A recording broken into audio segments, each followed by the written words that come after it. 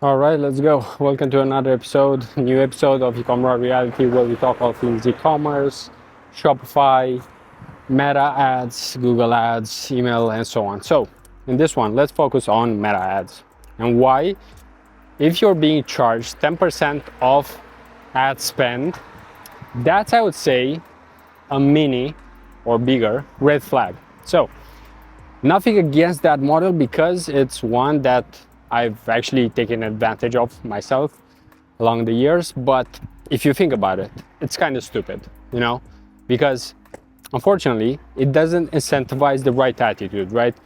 It's basically incentivizing to spend money. And spending money is fine. I mean, that's how you make more money. You just spend more money, right? Even when having a team, you need to spend more money.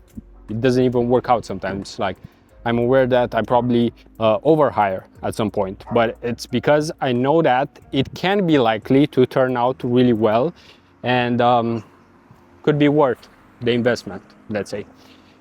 But if you think about fees, agencies, and so on, 10% of that spend just doesn't make sense because it doesn't take into account sales, it doesn't take into account ROAS, it doesn't take into account the fact that maybe brand owner just wants to spend less at times and doesn't want to spend at other times. And that's why it's just a very tricky model, right? I'm using the word stupid because, I mean, that's what catches everyone's attention. But the thing is that it's very tricky, meaning that instead of a 5K retainer, you can have a 10K retainer because of that model. But at the same time, I've seen it enough times not work. And why is that? Well, because it doesn't incentivize the right actions typically, right? Especially if you're not the one, if you have an agency, right? And you charge 10% of ad spend, and then you hand off that brand to like a media buyer, right? Who maybe doesn't give a shit about the actual performance, right? First of all, that's a red flag.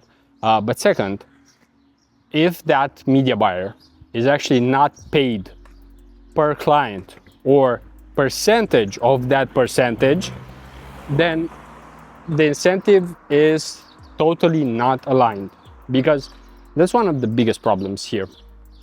Media buyers, right? When things work, they believe they're the shit, they're the best in the world. Like myself, I believe I'm one of the best in general and also when things work.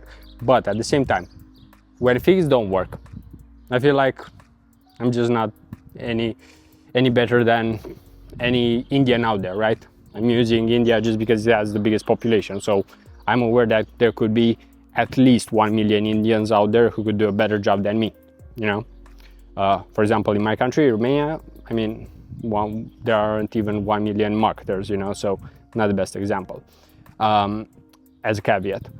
And looking at that model, the problem with it is that if you spend too much, then you are making more money, but the brand is making less money. And if the brand is making less money because you're overspending, eventually they won't have enough money to pay you. Profit isn't there. And at the same time, what I've seen happen is that if you spend, let's say, 200K in a month, and basically 10% of 200K is 20K. The problem with this is that you have to decide, are you actually going to continue paying that one agency, that one media buyer 20K, or are you going to bring it in-house for, who knows, maybe 10K or 15K or 20K, but for full time, right? Instead of an agency that might be working, who knows, 5 hours, 10 hours on your account per week. So this is where it matters a lot in terms of how you structure deals, right? Because I also have a brand right now that I might be signing, and there are multiple ones that I'm talking with right now. And I also need to make sure that there is some upside, or at least if let's say the structure is not necessarily my favor, then I'll make sure I also have some things in my favor, such as if we have a lower retainer, we'll have less calls, because I'm not going to give my time and energy if there's just not enough value in there, right? Because after all, people pay for the service and to some extent for your expertise, right? So depending on how they see your expertise, there might be a gap between how much you believe you should be paid or what's your usual rate versus what they might be able to pay, right? So when there is a gap, you can try to slightly change your service at the same time, because I've done it myself. I've went from I don't know, even from 3K to 1K at one point, and guess what?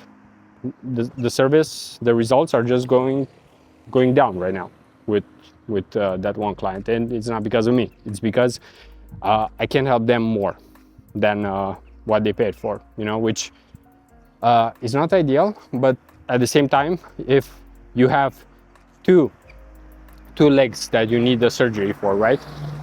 Because otherwise you can't walk, and you just decide to get a surgery for one, then of course the other won't be solved, right? Like the doctors won't just do the other one for like free, right? Because I mean, in a perfect world, yeah, everything would be free, right? I mean, we would just be slaves.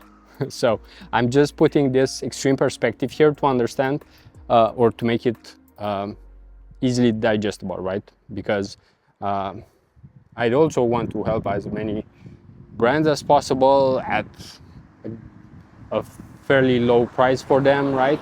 And what they can afford. But at the same time, we do need to have some realistic rates, right, for whatever we're doing. Because if Elon Musk would just do email marketing at this point, then of course we might not be going to Mars just because he's deciding that he's going to sell his time for email marketing services, something that he could probably do, right? But he wouldn't be paid enough for that. So this is where you have to decide where to actually invest your time. And the problem with the 10%, coming back here and trying to wrap it up in the last 2 or 3 minutes here, the problem with 10%, like I said, is that it doesn't take into account profit, right? And let's be honest, at the end of the day, what do most brands care about? It's either revenue or profit, right? Ad spend, it's like the 4th, 5th, 6th, 10th, maybe not even that metric. So it's kind of far off in terms of priorities. So that's why it's really tricky. And that's why I will use the word tricky instead of like stupid, because it's a model that has its benefits. It has upsides, but it also has so many downsides that whenever I actually pitch my services and so on, I just present it as one of the worst options, It doesn't mean I wouldn't be open to it at times, but very rare cases, right? This is the thing. It's on a case-by-case basis, and in most cases, it doesn't make sense.